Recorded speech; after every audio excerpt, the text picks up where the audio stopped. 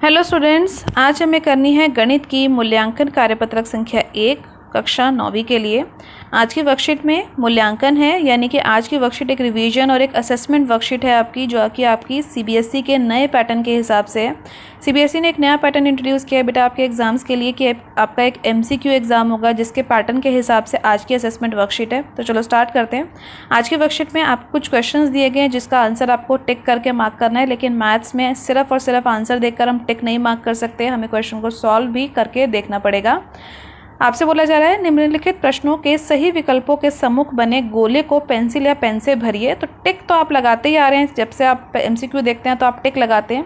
इसके साथ साथ आपको आज एक नई चीज़ बताई जा रही है कि आपको जो ये गोला दिख रहा है ना, आपका जो करेक्ट आंसर होगा आपको उसको पेंसिल या पेन से इसको फिल करना है, जैसे आप अपनी OMR शीट में फिल करते हो। ठीक है, तो इस पैटर्न को आपने अच्छे से ध्यान रखना है। तो चलो स्टार्ट करते हैं क्वेश्चन नंबर 1 से। क्वेश्चन नंबर 1 में क्या बोला गया, देखो, कर्मचारी का औसत मासिक वेतन जो है 8,200 रुपये है। यदि किसी कारखाना में 45 यानी 45 कर्मचारी हैं तो उन्हें मिलने वाला जो कुल व्यय है, या उनके वेतन पर जो खर्च होने वाला कुल व्यय है, वो आपको बताना है। तो ध्यान से देखो, एक कर्मचारी की जो एंड में तनख्वाह मिलती है, एक महीने के आखिर में, वो कितनी तनख्वाह मिलती है, 8,200 रुपये। और कुल कर्मचारी कितने हैं, 45 यानी 45 कर्मचारी है। अगर एक को इतनी तनख्वाह मिलती है तो 45 को कितनी मिलेगी, इससे तो ज़्यादा ही मिलेगी ना। तो जो भी आपका आंसर आएगा वो इससे ज़्यादा आएगा। कैसे आएगा, गुणा करके। तो जब भी ज़्यादा के लिए निकालना होता है तो हम क्या करते हैं, गुणा करते हैं। तो यहाँ पर आपके जब आप गुणा कर लोगे तो आपका आंसर इस तरीके से ये आंसर आ जाएगा। तो यही आपका करेक्ट ऑप्शन हो जाएगा। इसको सी को आप टिक लगाना और यहाँ पर इसको ऐसे डार्क कर देना, इस वाले ओवल को। इसके बाद करते हैं क्वेश्चन नंबर 2। क्वेश्चन नंबर 2 में देखो क्या बोला हुआ है। यदि किसी नगर की जनसंख्या आपको दे रखी है, जो कि इस प्रकार है, मैं यहाँ लिख देती हूँ 450772, ये किसी नगर की जनसंख्या है।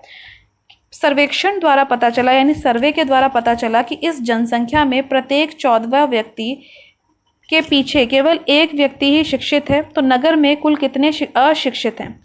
यानी अगर ये मेरे टोटल पॉपुलेशन है और मैं काउंट करने लगूं 1 2 3 4 उस पॉपुलेशन को, तो जो 14th नंबर पे जो पर्सन आएगा ना, वो जो है वो अशिक्षित है, यानी उसको पढ़ना लिखना नहीं आता। इसी तरीके से 14 के बाद में फिर से 14 काउंट करूँ तो जो 14th नंबर पे पर्सन आएगा वो फिर से अशिक्षित होगा। तो ये जो पैटर्न चल रहा है ना, ये बिल्कुल ऐसा जैसा आपका 2 का पहाड़ा या 3 का पहाड़ा आप पढ़ते हो। हर संख्या 2 के पहाड़े में 2 2 के गैप पर है, 2 4 6 8। 3 का पहाड़ा है तो 3 3 के गैप पर है, 3 6 9 12। तो यहाँ पर कौन सा पहाड़ा चल रहा है, 14 का, यानी 14 14 के गैप में मुझे अशिक्षित व्यक्ति मिल रहे हैं। तो यानी यहाँ पर अगर मुझे ज्ञात करना हो कुल कितने अशिक्षित व्यक्ति हैं, तो मैं जो ये संख्या दे रखी है ना, यानी जो कुल पॉपुलेशन दे रखी है, इसको मैं 14 से भाग कर दूंगी। तो 14 से भाग करने पर जो आपका आंसर आएगा वही हमारा करेक्ट ऑप्शन होगा। तो जब आप इसको डिवाइड कर लोगे तो आपका जो करेक्ट आंसर आएगा वो आएगा 32198। आप इसको डिवाइड करके ज़रूर देखना, मैं आपको यहाँ पर करेक्ट ऑप्शन डायरेक्ट मार्क करवा रही हूँ। इसके बाद करते हैं next question number 3। Question number 3 बहुत ही इजी क्वेश्चन है। देखो क्या बोला हुआ है यहाँ पे कि अगर एक पदी और एक द्विपदी बहुपद को गुणा किया जाए तो उसका गुणनफल क्या होता है। तो याद रखना क्या होते हैं हमारे एक पदी और एक द्विपदी बहुपद। सभी को याद है या नहीं, द्विपदी बहुपद। एक पदी का मतलब जो एक ही पद में हो, यानी एक ही टर्म हो, जिसमें जैसे कि कोई भी नंबर मैं लिख देती हूँ 2 2x 5, कुछ भी लिख सकती हूँ। और द्विपदी में मैं लिख सकती हूँ x जमा 5। देखो 2 टर्म्स आ गई, 2 पद आ गए। अब इनको गुणा करने पर क्या उत्तर मिलेगा, तो इनकी गुणा याद करो कैसे करते हैं। पहले 2 की गुणा x से होगी, फिर बीच में प्लस का साइन था वही आएगा, फिर 2 की गुणा होगी 5 से। अब इसकी गुणा कैसे करेंगे, 2 गुणा x का मतलब ये हो जाएगा 2x, जमा 2 गुणा 5 का मतलब 2 पंजे 10। अब ये आ गया मेरा आंसर। और इसमें कितने पद हैं, 2 पद हैं। तो यानी मेरा आंसर क्या है, किस में आ गया, द्विपदी में। तो द्विपद जो है वही मेरा करेक्ट ऑप्शन हो गया और उसको मैं टिक कर देती हूँ और यहाँ पे मार्क कर देती हूँ। इसके बाद करते हैं क्वेश्चन नंबर 4। क्वेश्चन नंबर 4 में देखो क्या बोला, वह निम्न में से कौन सा सही है। तो यहाँ पर अगर आप देखोगे तो a माइनस बी का होल स्क्वायर और a प्लस बी का होल स्क्वायर, इसी के फॉर्मूलाज पूछे जा रहे हैं। तो अगर आपको ये 3 फॉर्मूला अच्छे से याद है, a प्लस बी का whole square, a minus B का होल स्क्वायर और a square minus B square, यानी a का वर्ग माइनस b का वर्ग, तो आप इस क्वेश्चन को बहुत आसानी से 1 सेकेंड में कर सकते हो। a प्लस बी के होल स्क्वायर में देखो सारे नंबर प्लस के होते हैं, a square plus B square plus 2ab। अगर यही मुझे माइनस के लिए लिखना होता है तो सब कुछ सेम रहता है, बस अगर माइनस के लिए लिखना है तो माइनस 2ab आ जाता है। और अगर मुझे दोनों संख्याओं पे अलग अलग वर्ग डाल के उसको घटाना है, ऊपर वाले में सिर्फ बाहर वर्ग था, तो इसको जब घटाते हैं तो a प्लस बी और a माइनस बी बनता है। तो अब ध्यान से देखो, जो 4 ऑप्शन दे रखे हैं उसमें से सही वाला ऑप्शन, करेक्ट वाला ऑप्शन कौन सा है, इन तीनों में से देखकर बताना है। तो ए स्क्वायर माइनस 2ab और प्लस बी स्क्वायर लिखा हुआ, तो यही मेरा करेक्ट ऑप्शन होगा। इसको मार्क कर देते हैं। करेक्ट ऑप्शन यहीं पे मिल गया हमें, क्योंकि माइनस वाली टर्म में 2ab की टर्म तो प्लस की नहीं हो सकती, और प्लस वाली टर्म में ये बी स्क्वायर माइनस की नहीं हो सकती, तो ये तो दोनों ही गलत हो गए। ये भी रॉन्ग है, ये भी रॉन्ग है, और ये तो बिल्कुल ही रॉन्ग है, क्योंकि हमारा करेक्ट ऑप्शन तो इसका ये वाला होता है। तो बचा सिर्फ बी पार्ट, और बी पार्ट ही हमारा यहाँ पर सही उत्तर है। इसके बाद हम करते हैं प्रश्न नंबर 5। प्रश्न नंबर 5 में आपको दिया गया है a माइनस बी जमा ए बी। 3 यहाँ पर जो है आपको बीजीय व्यंजक दिए गए हैं, a माइनस बी जमा A B, B plus C minus B C, C minus A minus A B, और इनका योग, यानी इनको जोड़ना है आपको। तो याद करो इसको कैसे जोड़ते थे। इसको मैं आपको कॉलम वाइज इस तरीके से जोड़ के दिखा रही हूँ। तो पहली लाइन में आपके पास ऐसी कॉपी में लाइंस डली होंगी। पहली लाइन में आप पूरा पहला बीजीय व्यंजक लिख दो, a minus B plus A B, इस तरीके से था। तो पहली लाइन में मैंने पूरा पहला बीजीय व्यंजक लिख दिया। दूसरी लाइन में दूसरे को लिखेंगे, ये ध्यान रखना, इसी लाइन में आगे आप उसको नहीं लिखोगे। जो समान पद हैं उसके नीचे समान पदों को उतारना है, यानी लाइक टर्म्स के नीचे हमें लाइक टर्म्स को, एक जैसे दिखने वाली को एक जैसे उतारना है। अब पहली यहाँ पर है बी, तो बी के नीचे बी को उतारना, कोई निशान नहीं है बी का, तो यानी प्लस का निशान होगा यहाँ पर, जो ये वाला बी है उसका। अगला है सी। अब सी के जैसे कोई टर्म यहाँ पे नहीं है, तो दूसरी लाइन में, क्योंकि ये दूसरा हमारा बहुपद है, दूसरा बहुपद है ना, ये वाला जो है हमारा दूसरा बीजीय व्यंजक है, तो दूसरी लाइन में ही इसको, इसका स्थान, इसकी जगह इसको नहीं मिली, तो ये आगे जाकर प्लस सी लिख देंगे हम इसको, ठीक है। अब फिर है माइनस बी सी। अब माइनस बी सी जैसा भी कोई टर्म नहीं है, यहाँ पे कोई पद नहीं है, तो उसको भी हमें अलग से लिखना पड़ेगा, माइनस बी सी, दूसरी लाइन में ही लिखोगे, क्योंकि दूसरा बीजीय व्यंजक लिख रहे हो। इसके बाद आते हैं तीसरे पे। अब इसको कहाँ लिखेंगे, तीसरी लाइन में, यस, सी के नीचे सी को लिखना है। अब देखो सी पहले से था, तो इसी के नीचे दूसरा सी लिख दो। इस सी के साथ कोई निशान नहीं है, यानी ये सी कैसा होगा, प्लस का। फिर है माइनस ए। अब ए कहाँ था, यहाँ पे, तो इसी के लाइन में, तीसरी लाइन में ए के नीचे आ जाएगा माइनस ए। फिर उसके बाद है माइनस ए सी। अब इसके जैसा भी कोई नहीं है, तो इसको लास्ट में लिख दोगे माइनस ए सी अलग से, ठीक है। अब इसको क्या करना है, आपको ऐड करना है, जोड़ना है। तो अब इसको जोड़ लेते हैं हम। यहाँ पर डालेंगे ऐसे प्लस का निशान, क्योंकि प्लस करना है हमें इसको। प्लस का निशान डालने के बाद ऐसे एक लाइन डालोगे नीचे, और अब इसको जोड़ोगे ऐसे। आपकी कॉपी में ऐसे लाइंस ऑलरेडी डली हुई होंगी। अब देखो, इस लाइन की संख्याओं को जोड़ना है, माइनस ए सी, ऊपर नीचे कुछ नहीं है, तो आंसर में क्या बचेगा, माइनस ए सी ही बचेगा यहाँ पे, ए एन सी। फिर दूसरी लाइन पर आ जाओ, माइनस बी सी, क्योंकि इसके ऊपर और नीचे भी कुछ नहीं है, तो माइनस बी सी ही बचेगा। तीसरे में आ जाओ, एक सी यहाँ पर है, एक सी यहाँ पर है, 2 बार आ गया ना सी, तो ये क्या हो जाएगा, प्लस 2c, क्योंकि दोनों ही प्लस के थे, तो ये हो जाएगा प्लस 2c। फिर अगली लाइन में आ जाओ, प्लस ए बी, क्योंकि ऊपर नीचे कुछ भी नहीं है, तो डायरेक्ट बचेगा प्लस ए बी। अब इसके पास आते हैं। इसमें जैसे आप देखोगे, एक बी है और एक माइनस बी है, यानी इसके पास 1 है, कुछ नहीं है, तो इसके पास भी 1 है। 1 माइनस 1 कितना हो जाएगा, 0। तो यानी यहाँ पर मेरे पास क्या बचेगा, प्लस 0b। अगली लाइन में आ जाओ, एक है a और एक है माइनस a, कुछ नहीं है, तो यानी ये 1 है, और यहाँ पर है माइनस 1, तो 1 माइनस 1 0, तो यानी यहाँ पर भी क्या बचेगा, 0a। तो ये हमारा प्लस हो गया। अब जो 0 वाली टर्म है उसको तो हम नहीं कंसीडर करेंगे, उसको तो छोड़ भी सकते हैं। तो ये हमारा फाइनल आंसर आ गया, A B plus 2c minus B C and minus A C. अब इसके जैसा दिखने वाला चारों ऑप्शन में कौन सा वाला ऑप्शन है, ध्यान से आपको ढूंढना है। देखो 2c जो है वो प्लस का है पहले वाले में, ये रहा 2c प्लस का नंबर है। फिर ए बी भी प्लस का है, ए बी भी प्लस का है। फिर है बी सी माइनस का, ये रहा मेरा बी सी माइनस का। फिर है ए सी माइनस का, तो ये रहा ए सी माइनस का। तो यही वाला ऑप्शन मेरा करेक्ट ऑप्शन आ गया।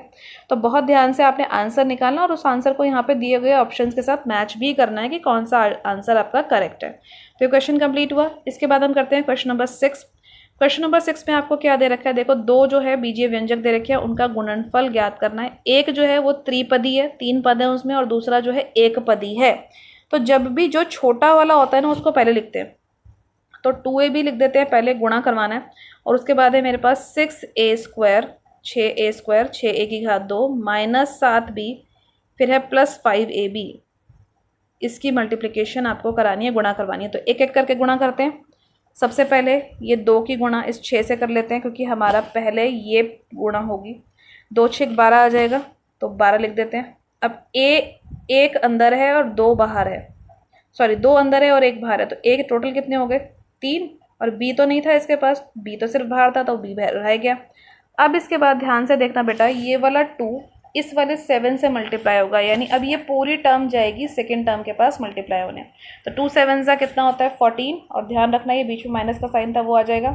2 7 का 14, 2 7 14। अब ए और बी की गुणा होगी, ए एक ही है तो ए एक ही रहेगा, बी यहाँ पर भी था और बी एक अंदर भी है, तो ये कितने हो जाएंगे बी स्क्वायर यानी बी की घात 2, क्योंकि 2 बार बी हो गया। अब इसके बाद फिर से यही वाला जो 2 है मेरा, ये वाला 2, ये 2 इस 5 से गुणा होने के लिए जाएगा, क्योंकि तीसरी टर्म के पास तीसरे पद से अब ये गुणा होगा। तो 2 को 5 से गुणा करो, 2 पंचे कितना होता है 10, तो डायरेक्ट लिख देती हूँ मैं 10। अब ए और बी बच के गुणा होने वाले, देखो ध्यान से, यहाँ पर ए बाहर एक है अंदर भी एक है, तो कितने ए हो गए ए की घात 2, बी बाहर एक है, बी अंदर भी एक है इस वाले टर्म के पास, इस वाले पद के पास, तो बी की घात भी हो गई 2।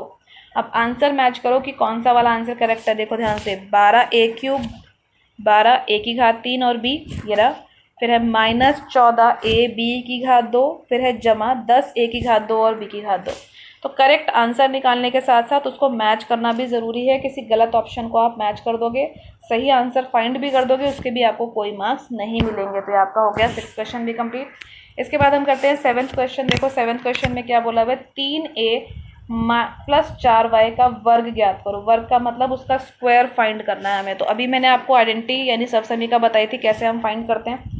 देखो ध्यान से, 3x + 4y इस पूरे का वर्ग ज्ञात करना है। तो ये आइडेंटिटी किसके जैसे है, a + b के पूरे के वर्ग के जैसे। तो अभी मैंने बताया था ना इसका क्या फॉर्मूला होता है, a² + b² + 2ab। a की जगह पर देखो यहाँ पर क्वेश्चन में क्या दे रखा है 3x, a की जगह पर मेरे पास यहाँ पर 3x है, और b की जगह पर मेरे पास यहाँ क्या है 4y। देखो यहाँ पे 4y है, तो बस अब इसकी वैल्यू पुट कर दो। a² का मतलब 3x की घात 2, b² का मतलब 4y की घात 2, और 2ab का मतलब +2। a की जगह पर क्या आ जाएगा 3x और b की जगह पर क्या आ जाएगा 4y। तो हो गया ना ये सॉल्व। अब इसको ध्यान से करना, 3x की घात 2 का मतलब क्या है कि 3x को 2 बार गुणा करना है। सिंपल सी बात, 3 की गुणा 3 से करनी है, 3 को 2 से मत कर देना। तो 3 तिया यहाँ पर हो जाएगा 9, 3 तिया 9, x की घात 2 जमा 4 को 2 से नहीं करना, 4 को खुद से करना, तो 4 चौक 16 y की घात 2 जमा। अब यहाँ पर इसके बाद जितनी संख्याएं हैं 2 3 और ये 4, इनको गुणा करना है, कभी जमा मत कर देना। 2 तिया 6, 6 को फिर उस 4 से गुणा करो जो आगे लिखा हुआ है, तो 6 चौक 24, तो ये आपका आंसर आ जाएगा 24xy। तो अब इस वाले ऑप्शन को चेक करो कि कहाँ पर लिखा हुआ है ये ऑप्शन, तो this is the C option. तो ये आ गया मेरा करेक्ट आंसर। सी पार्ट को यहाँ पे टिक कर दो, सर्कल कर दो। 7th भी कंप्लीट हो गया। इसके बाद करते हैं क्वेश्चन नंबर 8। क्वेश्चन नंबर 8 में निकालने हैं आपको गुणनखंडित रूप, जो आपको एक यहाँ पर बीजीय व्यंजक बोले या एक द्विघात बहुपद बोले, वो आपको दे रखा है और उसको आपको गुणनखंड करके निकालने हैं। तो सबसे पहले देखो क्वेश्चन क्या है, r² - 10r जमा 21। इसको कैसे हल करेंगे, इसको हल करेंगे हम मध्य पद विभक्त करके, क्योंकि ये एक द्विघाती बहुपद है। द्विघाती बहुपद का मतलब यहाँ पर सबसे बड़ी घात जो है हमारे चर की वो 2 है। इसको हल करने का क्या तरीका है, जो हमारा चर जिसकी घात 2 है उसका गुणांक देखते हैं, यहाँ पर कुछ नहीं है तो 1 है, और जिसके पास कोई चर नहीं है उस संख्या को गुणा कर लेते हैं। 1 और 21 को जब यहाँ पर गुणा करेंगे तो 21 ही मिलेगा। उस 21 के उसके बाद गुणनखंड निकालते हैं, तो गुणनखंड निकालने का मतलब उसको चेक करते हैं कहाँ पर आता है वो, तो 3 सत्ते हमारा 21 होता है। तो इन्हीं दोनों संख्याओं को 3 और 7 को इस तरीके से इस्तेमाल करना है कि यहाँ पर मुझे ये बीच वाला ये -10 संख्या मिल जाए। ठीक है, इसको इस तरीके से आपने इस्तेमाल करना है, इस तरीके से इसको यूज़ करना है कि आपको -10 मिल जाए। तो आपको पता है 7 और 3 जोड़ते हैं तो 10 बनता है, लेकिन अगर यही दोनों माइनस के हो जाए, -3 और -7, तो -10 बन जाएगा। तो यही हमें यहाँ लिखना है। तो यहाँ लिख देते हैं 1r², और -10 की जगह पर मैं इसको तोड़ कर लिख रही हूँ। मध्य पद विभक्त करने का मतलब ये होता है स्प्लिटिंग द मिडल टर्म, बीच वाली टर्म को तोड़ कर लिख दो, लेकिन गुणनखंड के हिसाब से, जो हमने ये गुणनखंड निकाले उसके हिसाब से, तो बन जाएगा ना ये। अब जैसे ये 4 पद बन गए, 4 टर्म्स हो गई, तो इन 2-2 के पेयर बना के हम इसके कॉमन ले लेते हैं, सार गुणनखंड निकाल लेते हैं। अब 1r² और -3r, दोनों के पास r तो है ना एक एक, एक आर बाहर आ जाएगा, अंदर क्या बचेगा, एक आर, और यहाँ से बचेगा सिर्फ और सिर्फ 3। अगले वाले में -7 को बाहर ले लो तो अंदर क्या बचेगा, r -3। अब इसको लिखने के बाद एक बार खोल के ज़रूर देखना ब्रैकेट कि आपने सही करा नहीं करा। देखो r और r की गुणा करा तो यही r² आ जाएगा, फिर इन दोनों की गुणा करोगे तो कितना आ जाएगा, -3r। इस दोनों की गुणा करोगे तो -7r। अब ये वाला माइनस और ये वाला माइनस मल्टीप्लाई होगा तो बना देगा ना प्लस, यही चेक करना है आपने, 7 या 21। तो यानी जो हमने लिखा है वही हमें मिल भी रहा है, यानी हमने ये बिल्कुल सही कॉमन लिया है। ठीक है, इसको आप कैसे चेक कर सकते हो, आपको ये भी पता होना चाहिए कि आपका ये जो ब्रैकेट का नंबर है ना ये सेम आना चाहिए। तो यहाँ पर सेम आ रहा है, इसका मतलब हमारा आंसर बिल्कुल ठीक है। जो 2 बार आ रहा था r-3 उसको एक बार लिख दो r-3, और जो बच गया r-7, ये r और ये -7 बच गया, उसको दूसरे ब्रैकेट में डाल दो। तो ये आगे हमारे गुणनखंड। फटाफट से देखो कौन सा वाला आंसर मैच कर रहा है इसके साथ, बी पार्ट मैच कर रहा है, बी को टिक कर देते हैं और यहाँ पर इसको लगा देते हैं हम, अपना गोला जो है उसको डार्क कर देते हैं। तो ये कंप्लीट हो गया हमारा क्वेश्चन नंबर 8B। इसके बाद करते हैं क्वेश्चन नंबर 9। क्वेश्चन नंबर 9 भी बहुत ईजी है। याद करो आपने एक चैप्टर करा था जहाँ पर आपने जो है पावर्स एंड एक्सपोनेंट वाला, यानी जहाँ पर आपने घात और घातांक चैप्टर पढ़ा था, उसमें पढ़ा था कि अगर कोई भी संख्या है उसकी घात माइनस में दे रखी है तो जो संख्या यहाँ पे आधार में लिखी है उसका अगर हम उल्टा लिख दें, यानी उसका व्युत्क्रम लिख दें, उसका रेसिप्रोकल लिख दें, तो हमारा जो ये घात है वो जमा की हो जाती है। अब 7 का उल्टा क्या होगा, अगर मेरे को पास 7 की घात -1 दे रखी है तो इसके नीचे कुछ नहीं है तो पहले मैं 1 लगा देती हूँ। तो अब इस नीचे लिखे आधार का उल्टा करना है, तो ये क्या हो जाएगा 1/7। जैसे ही 1/7 हो गया तो इसकी घात जो माइनस में डली हुई थी ये हट जाएगी। इसी कंसेप्ट को, इसी चीज़ को ध्यान में रखते हुए ही मुझे अगला क्वेश्चन करना है। देखो क्या है मेरा क्वेश्चन, 7 की घात -1 -8 की घात -1, इस पूरे पे फिर घात डली हुई है -1, फिर है -3 की घात -1 -4 की घात -1 और फिर इस पूरे पे भी घात डली हुई है -1। तो अभी हम क्या करने वाले हैं, अभी हम बाहर वाली जो घात -1 है ना उसको सॉल्व नहीं करेंगे, पहले अंदर वाले नंबर्स की सॉल्व करेंगे। तो ये क्या हो जाएगा, इसको उल्टा कर देते हैं, 1/7 -1/8, अंदर वाली घात तो हट गई और बाहर वाली याद से उसको हटाना नहीं है अभी, जब तक अंदर का नंबर सॉल्व नहीं होगा बाहर की घात नहीं हटेगी। तो ये हो जाएगा 1/3 1/4 और बाहर की घात आ जाएगी -1। अब इसको कैसे हल करते हैं, ध्यान से देखना, नीचे की संख्याओं को नीचे ही गुणा कर दो, 7 × 8, और उसके बाद क्रॉस में मल्टीप्लाई कर दो। 1 की गुणा 8 से करा तो कितना आ गया 8, बीच में था माइनस का निशान, 7 की गुणा 1 से करो 7 एकम 7। बाहर क्या जो ये -1 है पावर, इसको मत भूल जाना, ब्रैकेट यहाँ पर भी इसी तरीके से गुणा करते हैं, नीचे की दोनों संख्याओं को नीचे गुणा कर देते हैं और इन दोनों को ऐसे क्रॉस में मल्टीप्लाई करते हैं। पहले 1 की गुणा 4 से तो 4, 3 की गुणा 1 से तो 3, इन दोनों की, और जो घात थी वो घात वैसी की वैसी रहेगी। अब इसको सॉल्व करोगे तो ये कितना हो जाएगा, 1/56 की घात -1 -1/12 की घात -1। अब देखो ये घात हटानी है मुझे, ये वाली -1 वाली, तो क्या करना है, जो अंदर संख्या लिखी है उसको उलट दो, यानी 1/56 का ये क्या बन जाएगा, सिर्फ 56/1, जिसको 56 भी लिख सकते हैं, घात अपने आप हट जाएगी, -1 हट गया। ऐसे 1/12 की है तो सिर्फ 12 बचेगा, घात अपने आप हट गई। अब 56 में से 12 को घटाना है, 56 में से 12 को घटाना तो कितना आ जाएगा 44, 44, और यही हो जाएगा हमारा करेक्ट ऑप्शन जो कि है ए पार्ट। ए पार्ट को यहाँ पर इस तरीके से टिक कर देते हैं। 9th क्वेश्चन भी कंप्लीट हो गया। इसके बाद है question number 10, very easy. Question number 10 में फिर से वही घात और घातांक के नियमों को याद करो कि अगर किसी भी संख्या की घात कितनी ही बड़ी या कितनी ही छोटी संख्या क्यों ना हो, अगर उसकी घात 0 दे रखी है, 0 दे रखी है, तो उसका आंसर हमेशा 1 आता है। पढ़ा था ना आपने घात और घातांक में ये नियम कि कोई भी संख्या की घात 1 हो, चाहे 100 है, 1000 है, 1000 है, करोड़ है, कोई भी संख्या है, अगर उसकी घात 0 है यानी उसकी पावर अगर 0 डली हुई है तो हमारा उसका आंसर हमेशा 1 आएगा। यानी 100 की घात अगर 0 है तो हमेशा 1 होगा। इस क्वेश्चन में 1/10 दे रखा है, उसकी घात 0 दे रखी है तो इसका आंसर भी 1 ही होगा। तो ये तो सिर्फ 1 सेकेंड का आंसर था। जहाँ 1 लिखा है उसको टिक करो, उसको सर्कल कर दो। 10th क्वेश्चन भी यहाँ पर आपका कंप्लीट हो गया। तो आज की वर्कशीट के सारे क्वेश्चन यहाँ फिनिश हुए बेटा। आज की वर्कशीट के सभी क्वेश्चंस के अच्छे से प्रैक्टिस कीजिए। अपनी सब्जेक्ट टीचर को टाइम से आज की असेसमेंट वर्कशीट का काम सेंड कीजिए। आज की वर्कशीट की वीडियो अच्छी लगी हो तो अपने फ्रेंड्स के साथ लाइक और शेयर करना मत भूलिएगा। मेरे चैनल पे पहली बार आए हैं तो चैनल को सब्सक्राइब कर लीजिए ताकि आपको अगले आने वाली वीडियोस की नोटिफिकेशन टाइम से मिल सके। Thank you for watching.